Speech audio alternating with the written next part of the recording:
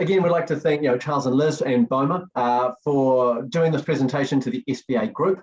I think the current climate that obviously in Auckland we're still experiencing, but around the rest of the country we've had more exposure to again with lockdowns. It just goes to show how important it is to get information out in front of our clients. That uncertainty can create anxiety. And what we're really talking about is how can we actually leverage good information and good content to help and support our clients and to share added value with them as well. So I thought it was really relevant to have another catch up with the team from BOMA and to talk a bit about email and social media and how to get better interaction and better engagement with those platforms using the BOMA tools. Cool. Well, brilliant, everyone. Thanks. I'm Charles and I'm joined by Liz. And just a couple of housekeeping items before we get started. If you'd like to join in and ask a question, you can click on the chat button or the Q&A button. We'll either answer them as we go or we'll wait to the end and there'll be time for questions there as well. You also should have received a downloadable workbook in an email about 15-20 minutes ago. I've also just put in a link into the chat. So if you didn't get the email, feel free to just click on that and you can use that to take notes for today's session. But Liz, shall we get started and talk about, I suppose, the new reality in terms of marketing, which is that it has changed. If you think of marketing now compared to sort of marketing 15, 20 years ago, it's not anymore about sort of an ad in the newspaper or a radio or sort of a listing on the phone pages. Not to say that those don't still have a place, especially in regional markets. But the way that marketing has evolved into the digital age really means that there are more and more places to connect with your audience. And the great thing is that these channels, I suppose we'd call them, are now able to be owned by you. So we're talking specifically in this circumstance about email and social media. So what that means is that it's in your hands to portray yourself as in the best light possible. And while of course that sort of starts with a website and obviously things like making sure that your social pages have your information on them and your contact details and all that sort of stuff, we're sort of going beyond that to think about the content that you're putting out there. What are you trying to talk about either directly in an email or to sort of a wider social audience about what it is that you do and what you can offer? I suppose the nice thing about it is that it also means that the old style of marketing was very broadcast. So you would put out a newspaper ad or a radio and it would be broadcast to a very wide audience. Whereas with email and social, you can be much more targeted. And by that, we mean you have the ability to sort of have high relevance to a small audience. And because it's going to be higher relevance, it should get higher engagement. And then you can really start to, I suppose, build off of that and build that relationship. I think this is particularly true for accountants because you have unique knowledge and expertise that your clients need. And if we've seen that at any time, it's been in the last sort of 18 to 20 months, where your clients have really been on the back foot with all the things that are going on with COVID. So the expertise that you have to offer them are just so relevant. So I suppose what we're talking about today is how can you get this in front of them, even if they don't necessarily know they need it. Yeah, so today we're going to look at some good sort of tips for email and social media. And I think, and in general, I guess it's content marketing. It's using information to support, engage, nurture, and interest prospects as well. And as accountants, your expertise is your greatest content, your greatest asset. I think this is quite a good quote, and it's particularly relevant for accountants. Sometimes people don't know what they want until you show it to them. So your clients won't necessarily ask for a guide to cash flow or you to explain depreciation, but they will really value it when you offer it to them. So it could be, how to get paid faster or a guide to understanding revenue drivers. If you're putting that on your social media or sending it out as an email, it's like, that's great. That's just what I need. And I actually hadn't thought to ask about that, but right now that would be really, really valuable to me. It shows that you understand the challenges that they're facing, that you're there for them. And if you're putting it on your social, it kind of positions you as the obvious choice for prospects. And I think on that point, we often think of marketing as sales. I think we've talked about this in the previous webinar. It's obviously a lot more than sales. It's about anything you do to grow relationships with your clients. And obviously that's retention, but anything that's good for them, it has a positive impact on your business. When they grow, you grow. So for example, it could be an update on tax legislation changes that you put out on social media. It's obviously useful for your clients, which is good for you. And it builds your profile amongst the other people that have seen that post. So I think in general, a good rule is that 80-20 rule, where 80% of the time you're talking about things that matter to them. You're giving something away. 20% you might be talking about you. Say you've talked about that understanding revenue drivers or cash flow or whatever, and then you may be putting out, hey, make a time with us to put a cash flow forecast together or whatever it is. Actually, I think that's a really interesting point. A lot of BOMA users, when we talk to them, some of them will say, look, we don't necessarily want to grow in terms of getting on new clients, but we want to grow our revenue. So, that's obviously a sort of upselling or telling their clients about services that they maybe didn't realize that they offer. And then other of our clients or other of our BOMA users will say, look, we're sort of starting out and we do want to grow clients. Our client base. So lots of different ways that you can use that. You can use it to upsell, you can use it to sort of grow in terms of numbers. So just interesting to sort of think about, even if you've got a full sort of client book, you can be sort of generating more revenue per client if that's something that you feel would add value. So email's been around for quite a long time. I was shocked to hear it's over 40 years. And we all know that as a result, it's the main means of communication that we use, which means that we will get a lot of emails. However, as you can see at that top report by the Rodakati Group, is that it is still the most preferred means of communication to any channel. And the great thing is when it comes to your clients, you already have their email address. The second point to make is that for every $1 you spend on marketing, about $44 is the ROI, and that number I've seen anywhere from sort of 40 to sort of 48. It seems that 44 is kind of roughly what people expect to get in return. So the nice thing, as Liz said, is that email is personal and it can be a direct link between you and your client or your prospect, and so it can be tailored to them. So whether it's a direct email one-to-one or it's a larger email, so it could be to a group of your clients who maybe have similar needs or requirements, or it could be to your entire database, but then you would, I think as Liz is going to talk about in a minute, make sure that you have a wider breadth of content. If you think about the challenges that your clients have, that you might be able to help on, so easy ways to transact and communicate on a day-to-day basis. And it's also a great place to offer further advisory support. So you may know that your clients are super busy, they don't always have time to pick up the phone. It's really easy to send an email. Or if you have had that call already, you can then follow up with an email. Also, it's really inexpensive. So putting an email together doesn't have to be a hugely lengthy, sort of expensive proposition. And if you're thinking of communicating one-to-many, which is one of the advantages of both social and email, it's a really effective way to get your message or messages out there to a wider audience. I was sort of talking earlier about the fact that we get lots of emails, and this is really the point that Liz is going to sort of lead off on the next slide, which is because you get a lot of emails, you're going to have to make sure that the ones that you send are really relevant to your readers, because if you're sending irrelevant emails, it's more likely that over time they're going to stop reading them because they're just not worth their time for reading them. So Liz, do you want to talk about personalization? Yeah, I think probably firstly the most important thing is that one of the important points is that we look at the data around the emails that are sent in BOMA by our accounting subscribers, and they have a much higher average open rate than the general, I guess, industry average. So that's obviously because of your relationship, a client's relationship with their accountant. It's a very kind of trusted relationship. You're going to open your emails. But if you're not sending information that's relevant and personal to them, well, that's the quickest way to get unsubscribes or unreads.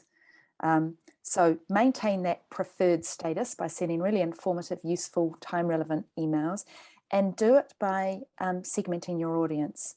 So within a list, you can make sure that you've got segments, and that could be based on, within BOMA, you can add tags to your audience. So the examples of that could be an industry vertical. It could be there in retail or hospitality, which right now will be really hurting, potentially trade. And they're going to have different challenges to people in other industries, for example. It could be the relationship they hold with you. So some of your clients might be compliance only, some might be doing more of that whole business advisory work, so full service. So you might be wanting to advise those compliance only clients about other things in your that you can offer them. Company position, so different business owners will have different drivers to employees, for example, depending who's opening your email and what position they hold in their business, or if they're not business owners, but they have investment properties or whatever it is. And then how they subscribed. So did they download a guide to business health check, for example, and therefore you're going to send them ongoing tips to keep that prospect warm, or sign up to your newsletter. And it might also be location. At the moment, that's going to make a lot of difference if they're in Auckland to the rest of the country. But making sure that you tag your email database is just an easy way to make sure that you send things that are really relevant to them. And when they open them, they go, oh, this is great. This is exactly what I need right now. And more likely to open the next email and the next email. One of the questions that we've often faced with, and this isn't just accountants, but it is business owners, especially professional services in general, is, how do I build up my email list? And potentially you might be lucky in that, if you come into a business where you buy into one, there might be an existing email list. But if you don't, just here are a few ideas that you can either use to build one from scratch, or you can use to expand your current email list. So current clients, whether you have a small number or a large number, they're your first step. You already have implied permission to email them. You probably already have some sort of relationship, and so they're a great place to start. Utilize your website and social media. So make sure that you have calls to action. So it could be a newsletter sign-up form, it could be a lead capture form, or it could be something on your social page which links through to your lead capture form where they can download something of value. The key here is that you're offering, basically, as in the next point, you're offering something of value, and in exchange they give you their email address. This is a really well recognized and sort of understood transaction out there in the marketing sphere. And I do it all the time, and I know lots of other people do. Whereas, if there's some really interesting information, or even the promise of a newsletter, or to be kept up to date on things that will be relevant to my business, I'm going to make that exchange because the value is strong enough. On that point of value, do think about what it is that you can offer that might be a little bit unique or different. So if you're in a rural practice, you could be thinking, okay, well, I've got lots of clients who are in the agricultural sector, so I'm going to think about things that are going to be relevant to them.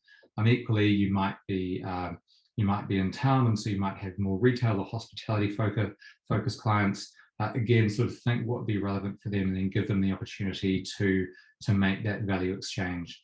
The nice thing about, once they've made it, they've given you implied permission to sort of keep on emailing them.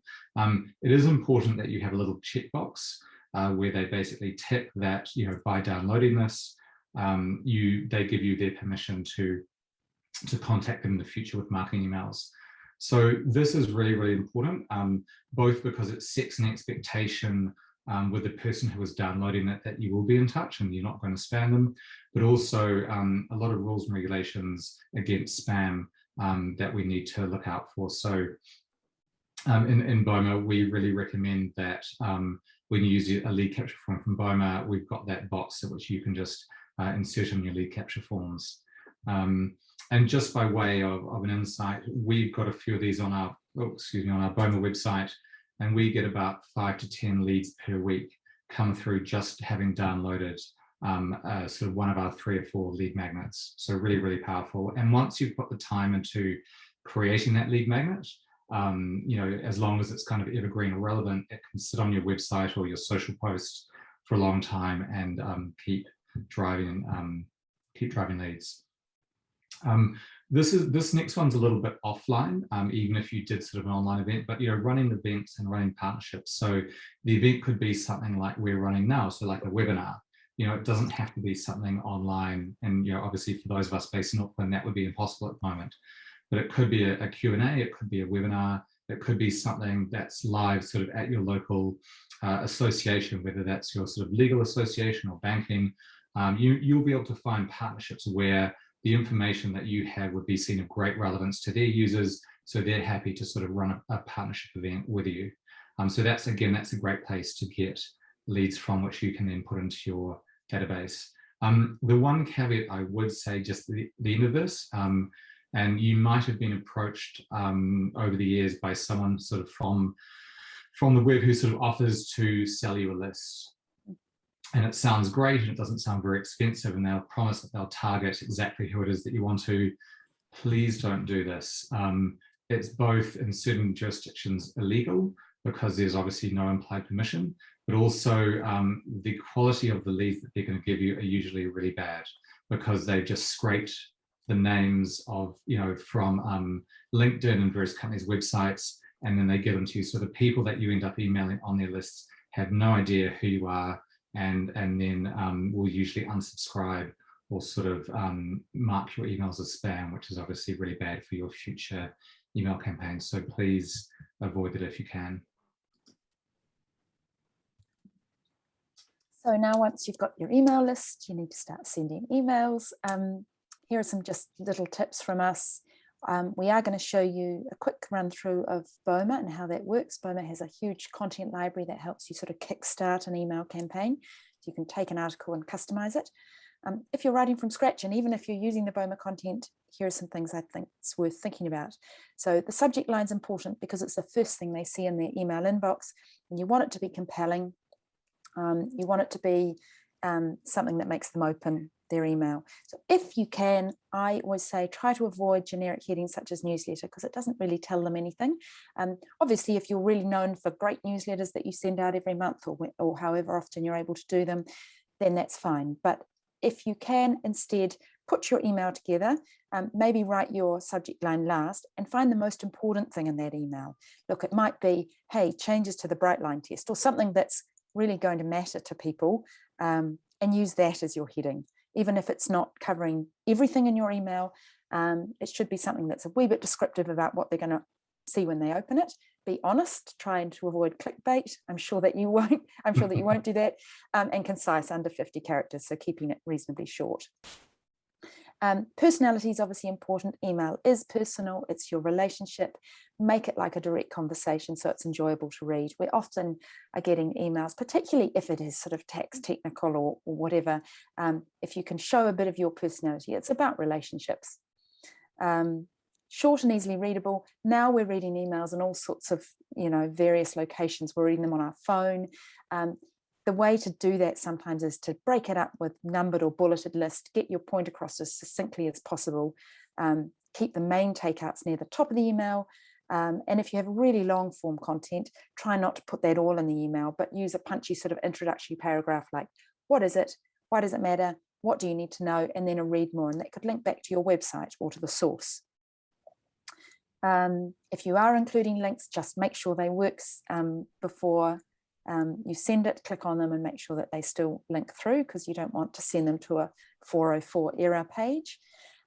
Always proofread them. That obviously goes without saying. You can send a test in BOMA, so you can do that and send it to a colleague who's seen it with sort of fresh eyes, or send it to yourself and send it from you. So don't just say from ABC Accounting or SBA Accounting. You're going to say from you. Put your name in there.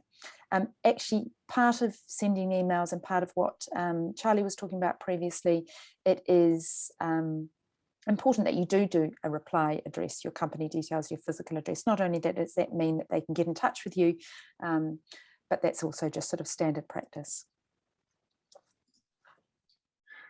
Brilliant. So we thought we'd now have a look at social media. And the great thing, I went and actually had a look at a lot of your social media pages. And so all the hygiene factors you guys have covered. So you've got great about sections, you've got all the information in there. There's nothing that I sort of have to go in there and say, oh, look, you need to have sort of what time you open and your sort of your contact details on that. You guys have got that sort of, which is fantastic to see. So I thought what I'd do today is sort of talk about why it's still, why it's important, because a few years ago I think there was definitely some questioning amongst accountants as to, sure, Twitter and Facebook is great for me to know what's going on in the accounting sphere, but how useful is it really for my accountants? And I think to sort of answer that is to say that, look, your clients are spending their time on social media as well. And they might be spending it on different channels, and we can talk about that in the next slide, but they are spending their time on social media. I know I am. And they will expect it. So just like they will expect you to have a website, they will also expect you to have a social page. It just kind of is a natural thing that a business has, especially a service business. And that's great because it means that they can follow you, that they can go in and look at your content. It's a really easy way for them to keep up to date with what you're doing, especially if they're not yet a client, if they're maybe a prospect. They can keep an eye on what you're doing by following you. But they don't have to necessarily sort of, have that initial conversation until they've sort of been following you for a little bit and sort of feel more comfortable with you as a business. What this does mean is that, when it comes to your content, it's a great place to amplify it. So you can have, it could be a blog that you've got there, it could be a thought piece, it could be just something that is talking about the something that your particular firm was up to, maybe talking about your clients or something, a birthday, something that you're celebrating. The key there is that, it amplifies your content and then can create engagement. And you're obviously wanting to create engagement with current clients and also prospects to build and strengthen those relationships. And by doing that, if you do have good content on there, what it's going to enable you to do, and I think Liz touched on this before, is start to position you for thought leadership. So if you're posting regularly about things, that are your specialty or your niche, and sort of relevant to your clients, they're going to be like, oh, great, SBA Tauranga or SBA sort of in Christchurch, they really know their thing, their stuff when it comes to this element that is sort of relevant to my business. And so, over time, it's going to sort of, in their mind, they're going to be like, great, these guys, they know what they're talking about. And when it comes to maybe considering getting an accountant or changing an accountant, or even talking to you, the current accountant, about a service that they maybe didn't use in the past, but they'd like to use, they're going to look to you first because you've got that presence on social. It's also the new word of mouth. So, obviously your website is key, and even if someone is sort of said, look, you guys need to go and chat to SBA, they will definitely go and look at your website, but they also probably go and look at your social pages, especially for the younger generation. So sort of maybe 40 to 50 and under, social, they are digital natives. This is as natural for them as a website, and they would be surprised if you didn't have one. Especially if you think of them as a business and they see themselves as modern and forward-looking, and they do their business with social media, whether it's just to talk about their business or to sort of they sell through it, it would be maybe a bit of a red flag that you didn't have one.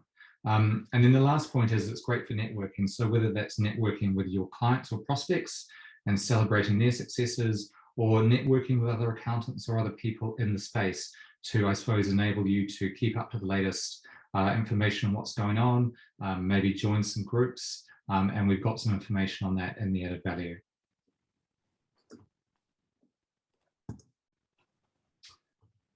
Oh, sorry, I think, okay, oh, there we go. Sorry, I missed that one. So there are, you guys are probably aware, there are loads and loads of social networks out there. There's Pinterest, TikTok, Reddit, Snapchat, loads of them, but probably for our purposes here, the four main ones are going to be the most relevant. So we're talking Facebook, LinkedIn, Twitter, and Instagram.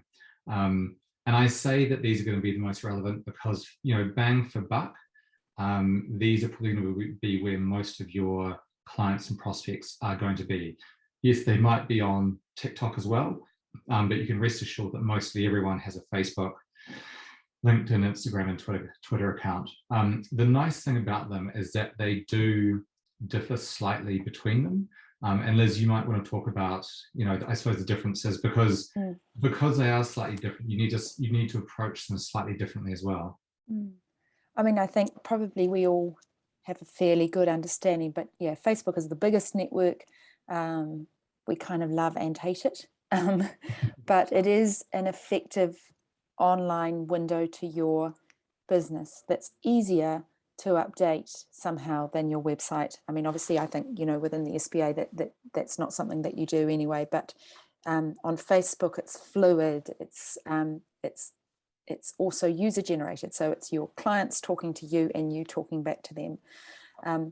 So it's a great way to also leverage that network that you've got, because when someone you know engages with your content, it amplifies your post to the people they know. So it has that kind of nice network effect, so that you can reach new faces and new customers. LinkedIn's obviously a bit more professional. It's your thought leadership spot, but it doesn't have to be. And sometimes I quite like on LinkedIn when people are actually just sending sort of fun, personal stuff, because it's a little bit different from the dryness of LinkedIn, I guess. You can start conversations there, join groups, improve your knowledge. And there's actually a really nice little tool on LinkedIn. If you've got a LinkedIn business page, you can go, there's a little, in the menu at the top, you'll see content, and you can go under content suggestions. You can actually search for what particular people are reading on LinkedIn in order to get ideas about what to write about. So you can actually go, okay, I'm interested in this audience and this particular perhaps industry vertical, what they're reading, and then you can give you some ideas for your content creation. Twitter, it's sort of little posts. It's very fast. You can actually put your tweet up a number of times and see how people engage, because there is so much content on there. We notice in BOMA that Twitter probably sits a bit behind Facebook and LinkedIn, but we see a real increase at end of financial year in our region. So whether that's Australia, New Zealand, or the UK, where our main BOMA regions are, we see Twitter come up with people making comments, and it's, might be short quips about the workload, or that, making sort of funny comments about it. And then Instagram, which technically seems to be sort of more of an image-based channel, has actually started to gain traction with news and comments as well. So usually posted on a tile, but it's engaging with your audience in a different way, and it's becoming, people are sort of swinging to Instagram a bit more. So you can actually tell stories about your business and promote values and beliefs in there. So how, in terms of personality, Instagram's a nice place to tell a little bit more of the fuller story for your clients. So in terms of how to get started, I know that most of you guys, if not all of you, have social pages. I thought it was just worth talking a little bit about sort of the next step, which is, okay, I've got my social pages, but where do I sort of invest my time and my effort? And how do I sort of build my confidence? So a couple of good ways to do that are, if there are people out there in the industry, they might be, whether it's in the accounting industry or sort of related industries that you admire, it's often worth following them to see how they're doing it. So see what they're commenting on, see their tone of voice, see, are they posting videos a lot, or is it just images, or is it text? It can be quite a good way to sort of learn by seeing how people are doing it well. Another good tip is to, if you're not too sure, should I spend all my time on Facebook, or should I spend, more on LinkedIn? Think about where your clients and your prospective clients are going to be. So you could do this by going onto their business websites and sort of researching, do they have Facebook and LinkedIn? Do they have Twitter? If they've only got one or two of those, that's probably where they're going to be spending most of their time. You may also be following them personally. So that's another good place. If you see that they're really active on some of those channels, it's a good bet that that's where they'll be spending their time. So you would obviously, sort of spend more of your time putting out posts on those channels because that's where they are. Being responsive is really good. So, you know, when it comes to, say if you put something up on your website and, you know, that's great and it's a bit more static, but when you sort of put that same piece of content or a video or a comment that you've made on social, be prepared that some people hopefully are going to start to engage with it. And that could be something really low touch. They might just like it. That's great. You know, take a note of who likes it, because that means that they might be interested in that topic in the future. They may even give you a comment back, which is even better. And that comment could be hopefully positive, or it could be a question. And you're like, I wasn't aware of this, you know, how does it affect my business? That would be fantastic. Then you're able to go back to them and demonstrate your expertise and say, look, this is how it affects your business. Why don't you give me a call and we'll sort of talk about it and I'll see how I can help. The key there is to be responsive. If you have lots of people commenting or sort of liking and you sort of only check social every sort of once a month, you're going to miss the opportunities that would, you know, be presented by people engaging. Just one thing quick to note is that there are people out there on social, I suppose we'll call them trolls, and not that it really is applicable to accountancy, but you know, even on BOMA, we've had sort of people coming in and saying, oh, we disagree with something. That's absolutely fine. That is their opinion. The worst thing to do would be for us to ignore it. So if someone sort of on any of the social channels says something that you disagree with, obviously don't get personal, but it's, you know, completely okay for you to respond to it, to give your point of view or your business's point of view, you know, but keep it civil. But sometimes those moments can be the ones where you gain the most kudos, and I think it's probably unlikely to happen, but you see where brands do take ownership and respond, and that's where you know, it shows the integrity of their brand. Yeah, I think that's a great point.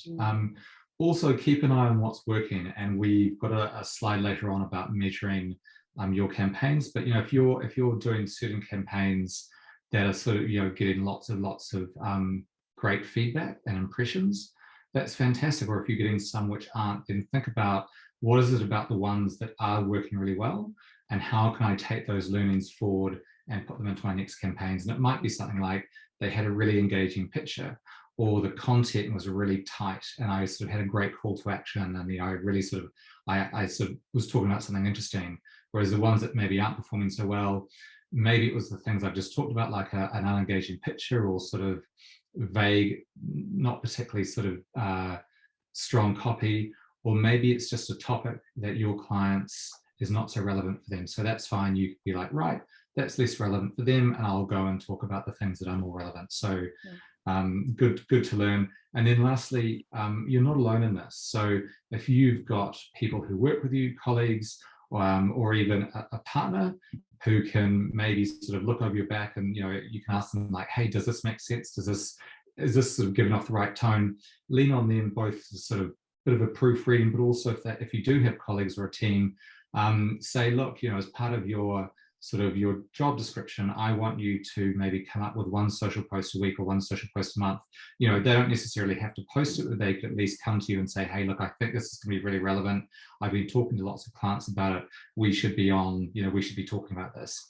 So you can use your greater network to sort of come up with ideas on what you should be posting. When to post. Liz, I think this is probably... Yeah, I think when you get sort of started on social media, and I'm sure that a lot of people on this webinar have been doing, you know, a number of posts for a while or whatever, but you can get a bit hung up on when should be the best time. And I think really, yes, we can give you some feedback on that, but the key thing is that engaging content is key, because that has a longer lifespan. So if you posted it at 10 in the morning and then someone's still engaging with it at 3 in the afternoon, your post is living on beyond the time that you posted it.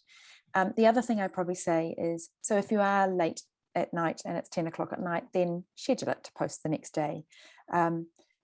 If you I've just lost my train of thought on that one, but yeah, the networks differ, and some of them are obviously quite, you know, Twitter, you can get lost a little bit when it's, you know, things can sort of overtake your post if something suddenly becomes trending.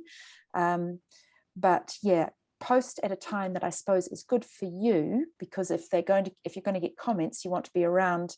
Don't post it just as you're heading out of the office. Maybe have someone keeping a wee eye on it. If someone's going to respond, it would be great if you can then come back and say, hey, yep, we're here. Yes, we heard you.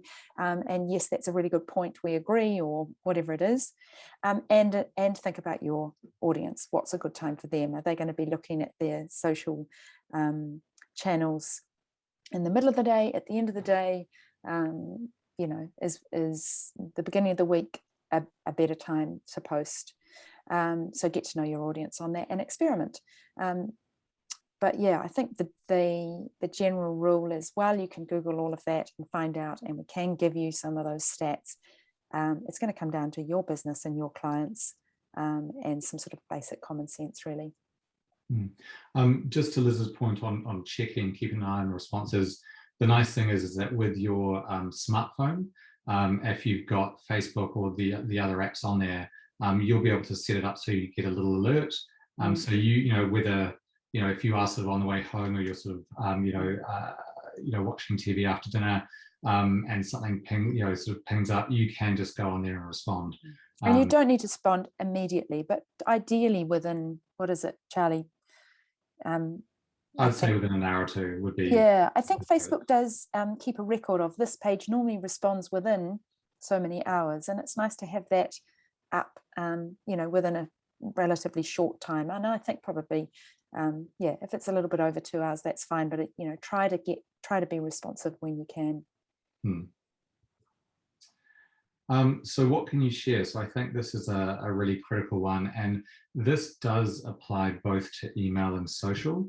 So how you might share it sort of might differ, because obviously, in email, you sort of have more flexibility in terms of, you can add more images, you could be sharing multiple things in the same email. But I suppose, Liz, I think you came up with this list in terms of just things that would be, I suppose, starting points that you could use. It's all fairly sort of straightforward, really. But I think if you're going to start making a concerted effort to do a wee bit more on your email marketing and your social, then it's useful to have a kind of a list of what can I do this week, or what can I do this month, or whatever. So obviously reminding and supporting on compliance is your starting point. Prov tax dates, those sorts of things, reminding them, end of financial year, key tips to make your end of financial year even simpler, those sorts of things. Sharing news that directly affects your clients, whether that's the new wage subsidy or changes to the resurgence payments, those sorts of things, maybe the interest deductibility, those sorts of things on residential property investments. Comment on changes in the industry. So if you have a particular niche within your client base that are in certain industries, it might be, for example, I don't know, exporting at the moment. Those sorts of things might be something that you can comment on. And on that, you can look at industry publications. So follow those publications about what they're talking about, what's becoming sort of topical right now. If you're running events, you can, or you're going to an event, if it's online, whatever, there might be something coming up that you've learned something from it. I mean, there's a lot of stuff on mental health, for example, at the moment. So it doesn't have to be just accounting information. It can be that broader sense of understanding the full business picture. You can boost your clients' brands. You can talk about their achievements, that things that they've done, gives them valuable exposure as well.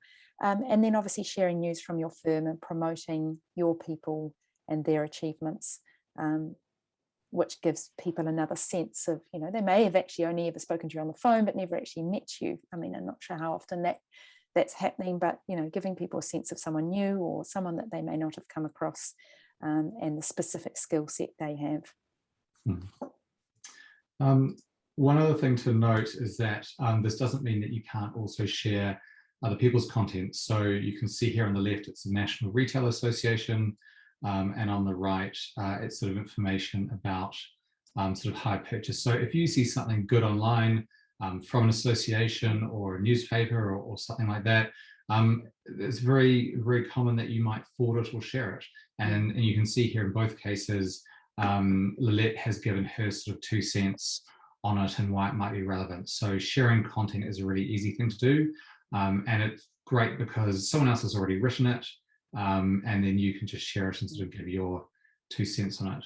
I think on that, Charlie, you can also on your business page follow, as a business page, follow other influence partners, I guess, so to broaden that that reach that you have, whether it's local associations or banks or legal firms or patent attorneys or something.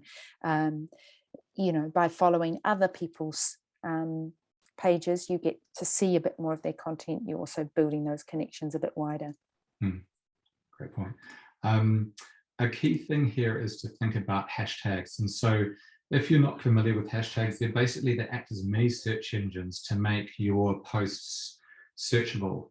And so the great thing about these is if you have them on your post, and you can see down the bottom of this one, they've got a whole range of things, everything from their business one to tax, chartered accountants, what they might specialize in, you know, payroll tax, super, and also where they're located. So the great thing here is that you can use these hashtags, you can attach them to your posts, and this is across all the different channels.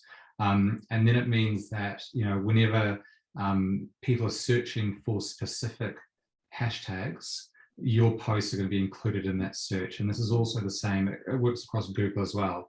So that really sort of enables your social posts to jump across into Google search results, which is a really great thing. So you can see here, we've got some examples.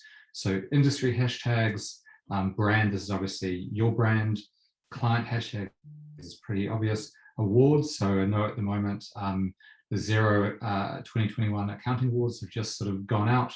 That might be one. Event hashtags, we've got the SBA event coming up in November. That's another one. Or local hashtags. So, you know, whether it's your area or there's a local hashtag that is kind of unique to your town or your region that people would understand. And lastly, a holiday hashtag. So it might be Christmas or Father's Day or just something that you can sort of pop in there, and people do read them. And you can see in the one that we've got here, they don't actually have any hashtags in their text. They've got them all down below, but you can, if you want to, sort of have hashtag payroll tax. Is tricky. People's eyes are used to reading hashtags now as part of a sentence, so you can actually include them. You actually can include them in the sort of in the body of your text.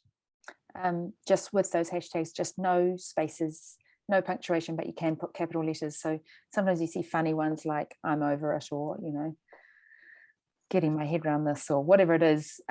And just to make it easier to read, you can put some capitals in through there to make that hashtag a bit easier to read. But yeah, they can be amusing, of course. And actually, that's a really great point, because obviously social is a great place to have some fun. And I think, as Liz alluded to earlier with your emails, it's important that your personality comes through. And so you can see here, you know, you wouldn't necessarily think that accountants are sort of, you know, have martinis and sort of dogs and sunglasses and sort of bear across the weekends. But the point at some point, we've always got to have a cat, don't we? Yeah. A dog. But the point is here is that they, this particular, they're actually a BOMA user in Brisbane, and they have both beer clients, but also these ladies enjoy a night out. And so their clients know this, it's a really small town. And so kind of it's a running joke amongst their clients and their prospects that, you know, thank God it's Friday, let's go and have a beer, and they'll go and meet up with clients and friends. And so they're going to have fun. You know, their personalities coming through. You're not automatons. We're all people. And so, you know, just don't forget that, especially on Facebook and Instagram, especially, you know, LinkedIn maybe a little bit less so, but, you know, let your personality shine. You know, it could be things, something like, you know, memes, as long as it's not too many. It could be that you've celebrated a birthday in your office, or, you know, or something more personal than that. So it doesn't always have to be, as Liz was saying earlier, sort of dry tax or sort of accounting information. We've sort of covered this, and I am conscious that, you know, we want to make sure that we're making the most of your time. So just very quickly, we did include, I think, this slide in our last webinar, if you joined it, but as a sort of a value add. So we thought we'd just have a quick run through. There is a lot of information in your practice that is common sense to you, but is highly valuable to your clients. So don't forget to go even to the basics of explaining key accounting concepts in plain English ways, because that's really helpful to the rest of us out there that are not accountants. You can look at frequently asked questions, for example, things that you often get asked in an email. Well, just turn that into something and put it out on social or send it as an email. There are, you know, obviously things throughout the year like seasonal content or compliance sort of dates that you can talk about, news, insight and opinion. Obviously, you know, that's where you get sort of a bit of engagement. How-to guides on setting up a business, selling a business, succession planning, guides to payroll, cloud accounting, those sorts of things are useful, and checklists, you know, those sorts of useful things that people can download and go, great, that's going to be really help me end of financial year. I've got a checklist, done that, done that, done that. And then obviously a newsletter, which can be a combination of all of these things with links back to your blog or links to the IRD content or something that's going to be relevant for your reader. Or a contact us, you know, so you can actually have, you know, Yes. a button that, you know, sends an email or sort of lands on your contact us page, or different ways to do it. Let's see if I can get my mouse. I'm having a few issues driving. So how to get started, and this kind of very quickly leads on, but it is important to have a bit of a plan. And we're not saying that you have to sort of go and have a big complex marketing plan. As Liz was sort of saying, you know, just write a few things down. So important dates in the calendar, and we put a few examples of what they could be. You know, then you guys will also be aware of other things that are coming up. So end of financial year, general elections, you know, legislation changes. These are all things that are going to be really relevant to either all your clients or segments of your clients. So you could just sort of have a calendar, and you could sort of mark, you know, hey, we've got the bright line test sort of information legislation is coming out. This might be relevant to my property investor clients. And so you just make a note and say, hey, well, I'm going to send out an email and some social posts when that comes out, because that's really, really relevant. So it doesn't need to be necessarily any more detailed than that. Obviously, you can get a lot more detailed, and we'll share with you a content planner, sort of campaign planner that you can obviously download and fill in to your heart's content. But it's just important to have a bit of a plan, decide, I suppose, who within the business is going to be responsible. You know, is it yourself? Is it someone else within your business? Because if no one takes responsibility, as we all know, then things won't get done. So important just to sort of, I suppose, you know, have it land on someone's desk as part of their overall, I suppose, you know, set of responsibilities.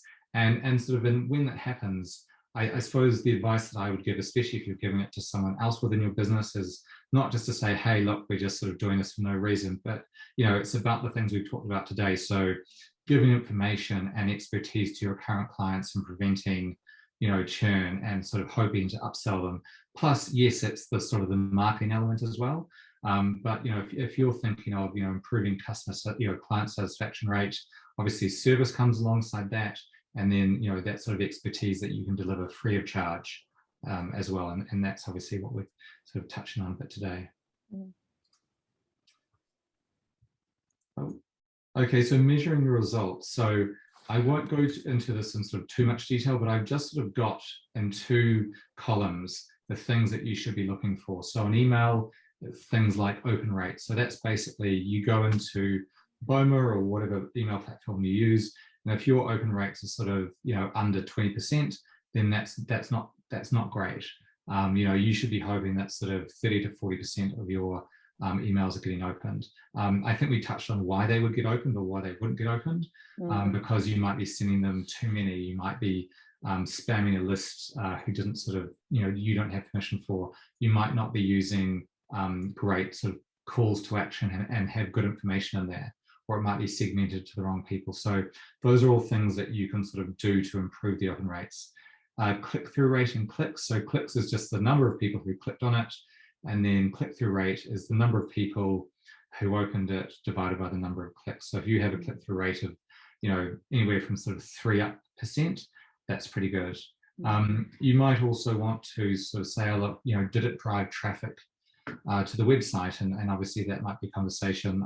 I'm not sure how sort of traffic to the SBA website is handled, but that might be something, you know, that you could tell from Google Analytics, or it might be something like, you might say, look, how many signups did I get, or registrations to our contact page, or we were running a promotion. Charlie, should we, sorry to interrupt, I wondered whether we should have a quick look at this in BOMA, just to sort of conscious of time and helping people see the impression data and that sort of thing that they can access. Sure. Do you want to share screen? Yeah. So and while you're doing that, while you're setting up, I'll just answer Ashley's question, which was, as a general rule, how often should branches post on Facebook and send out newsletters? So look, I don't know if you guys have a, Craig, is there any sort of specifics from your end in terms of a rule yourselves? Not necessarily. Like with when we're doing like newsletters, we try and do them on a quarterly basis. Social media posting, we kind of post, I think through Ashley posts probably once a week, that sort of thing. So that's more kind of, branding specific stuff across the line, just kind of keeping it front of mind, because we've got a lot of clients that are annually geared. So, having more touch points with them more often is kind of valuable. Yeah. But we do encourage our branches to use local content, so it actually has a connection between the local people in the community and the service provider in their community as well. I think one thing on just the sort of often of posting, especially when it comes to social, is once a week is great, and I know lots of accounts who post once a week or less, but I know equally some who post 2 or 3 times a week. I think the important thing here is, what is the cadence that you as a business are comfortable doing? And so that might be a couple of times a week, or it might be once every couple of weeks. The point is, if you have a cadence in mind and you've got good content going out, that's the key thing. There's nothing worse than sort of saying, great, I'm going to post 10 posts over the next 2 weeks, and then it all gets too much, and then you don't do anything for 6 months. Yeah. So just think about what is realistic for your business, and then just try and be consistent in your posting. And it may be dictated by what's happening, in the world out there. So we're on the platform at the moment. I am very conscious of people's time. I'm sorry that we've gone a bit longer than we intended to, but I think it's worth having a quick look at BOMA and how that can really help with your emails and social posts. In here, you can create a lead form. Now, I know someone has asked about downloadable guides, so lead forms don't necessarily need to be the place that you just have a newsletter sign up. If I look at one of the lead forms I've created before, sign up to Expert Advice and News, we've created that newsletter sign up form, and then you can use that that URL or the HTML code to embed it on your social or social pages. But you can also use it for a downloadable guide. So download our free checklist, and then when they submit that, the post submit will send them to a custom page, which is your website where they can download the guide. So that's another way, and you've gained their email. Now, obviously, I'm going for it far too quickly, but we would really encourage you to set up a time with us, with Joanna, our customer success person, for some training and a little bit of a one-on-one. There's obviously no commitment there, but you get a sense of how BOMA would work for you and whether it's the right tool for your firm. You can create an email or social post from scratch here. But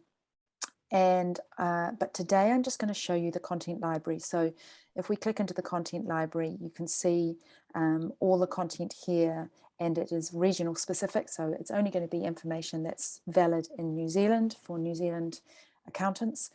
You can search by global categories here. You can also search by libraries, depending what your subscription gives you. So everyone gets BOMA.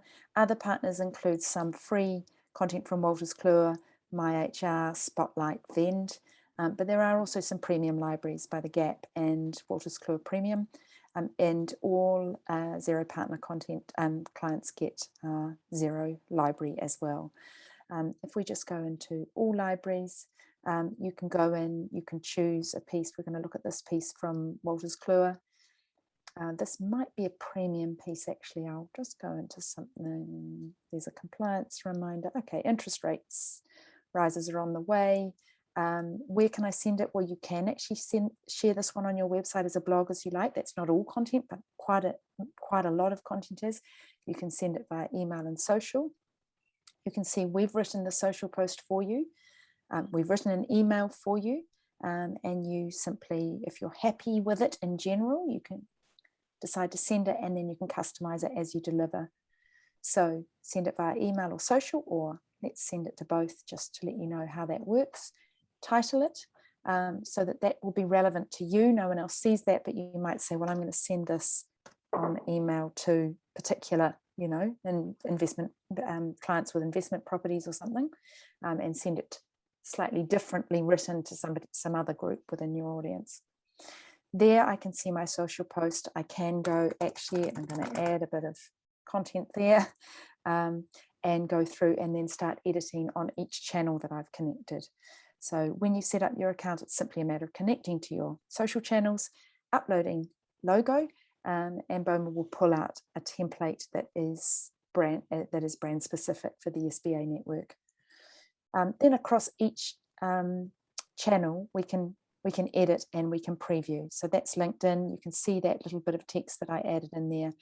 You know, Facebook, I might want to do something different, or Twitter. Twitter will obviously only allow you to work within that, the character limit. Facebook, just a little bit different. I copy and paste, and that's because Facebook has fake news rules to stop a third party posting on your behalf. I'm going to take that out. I might add a hashtag. I'm probably spelling it wrong. And preview that one, and I can see my hashtags gone in there.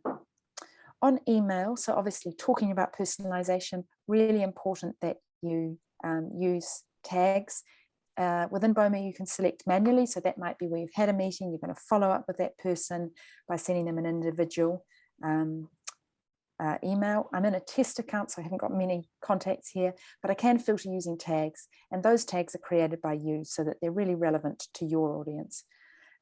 So trade, for example, I'm going to send that to my trade clients. Once we've selected who we're sending it to, look at your subject line, your preview description, all of that you can change, but it's written for you just to make it easier, and then select your template. Now you can select a template using something you've sent before and you really like the way that looked, or you can use BOMA's easy templates as well. So let's select one. This is the instant template. It's using your logo at the top. It's got your contact details at the bottom. So everything's set up. It looks professional. It's got an unsubscribe button and your address and your links to your social pages. You now get an option to send your content in a number of ways. So if you were creating a newsletter, you could, for example, send that one in and then go back into the content library and add more content. I'm not going to do that. I'm going to send the full content because I think it's a really relevant issue that I want them to read on its own, and I want people to contact me at the end. So I've decided that's the content. I can then go in and change it, add a personal greeting. Using merge tags, I'm adding a first name so that it pulls that name, so it's really personal to the person I send it to. I'm going to go back into content and add a button at the bottom because I want people to contact me about this. Contact us. And then over on the right hand side, you can see, where do you want that button to go? Do you want it to send an email, open a web page? If it was send an email, for example, it's me at SBA, etc., etc. I'm not sure what your emails look like, but let's imagine that it looked like that, with a subject which is interest rates and a body that say, yes, I'd like to make a time to talk about interest rates and how that's going to affect my investments, for example. So when you're happy with your email, you can also preview that. Just going to move our faces out of the way. You can preview that, save and close. And obviously I didn't change anything for efficiency sakes, but you can change all of the content in there if you like. You can then come down here and send a test email to yourself or someone in the office, and then you can schedule. So if it's got a bit late in the day and you want to send it tomorrow, then I'm not sure why my is set in Australia, but let's set it back to New Zealand, and we're going to send it on Thursday at 11 o'clock in schedule. Once you've sent your campaign, BOMA also collates all the campaigns that you've sent under the campaigns tab. You can see where they were sent to. So this one went email, Facebook, LinkedIn Business, Personal, and Twitter. And then you can go in and look at, let's have a look at one that's successfully gone out, social media update here. Now, again, test account, no detail in here, but you will be able to see figures in here, and they'll show you how many impressions, clicks, shares, likes, and comments you got. If you sent it via email, you're actually able to click on some of those buttons where people opened it and see who opened it and see who clicked on the links in it. Because this campaign didn't go via email, I don't have that there, but I can show you that as well. I think that's probably enough right now on that demo, but yeah, we will give you a link to set up a time to demo one-on-one so you can ask questions that are really specific to you. So please do ask any questions. I think, as I said, we've gone over a little bit of time. I just wanted to add one more thing just before we go. So if you do want to trial BOMA, we've got a special deal with SBA through Craig, which is great, and you get 25% off for life if you sign up before 30th of November. After that, there is still a discount, but it's 15%. We've also got some added value slides for you here as well, having a regular plan of action.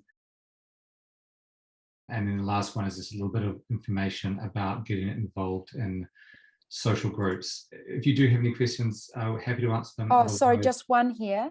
What if I'm already a subscriber? Perhaps we'll follow up directly with you, Mike, on that.